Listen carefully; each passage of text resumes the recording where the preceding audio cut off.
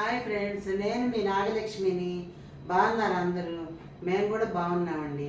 అయితే ఒక రెసిపీతో మీ ముందుకు వచ్చేసాను ఇవాళ. ఏం రెసిపీ అండి అది అంటారా? ఏం రెసిపీ?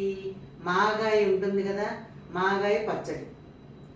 మనం ఆవకాయ మాగాయ పెట్టుకుంటాం కదా, ఆ మాగాయ పచ్చడి. ఇంత మాగాయ తీసుకోండి. తీసుకుని దాన్ని ఏం చేస్తారు? ఫస్ట్ మిరపకాయలు, పచ్చిమిరపకాయలు పచ్చిగానే వేయించక్కర్లేదు, ఏమక్కర్లేదు. పచ్చిమిరపకాయలు, కొత్తిమీర వేసి గ్రైండ్ చేసేయండి. గ్రైండ్ చేసేసి తీసేయండి. మాగాయ కూడా వేసి గ్రైండ్ చేసేయండి. అది తీసేసి టమాటా వేసుకోవడమే. వెల్లుల్లిపాయ కూడా వేసి గ్రైండ్ చేయండి.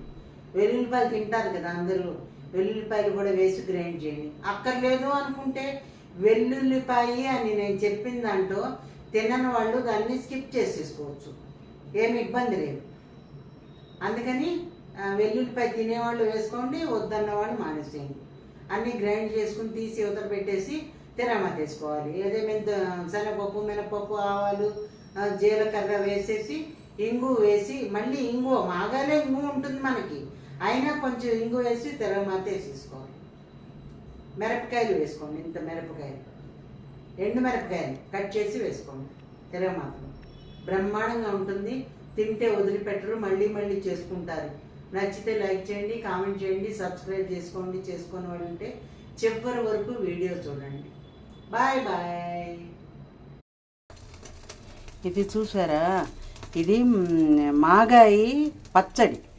మాగాయ పచ్చడి ఎలా చేస్తారండి అంటే, అవునండి చేస్తారు మాగాయ పచ్చడి కూడా.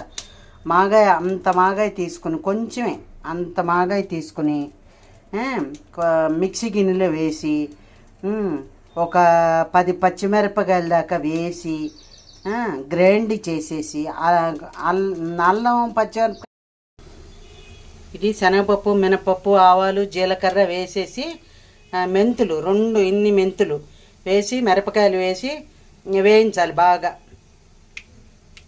అది వేగాక ఇంగు వేయాలి. టమాటా వేస్తానండి, అదే చెప్పే కదా.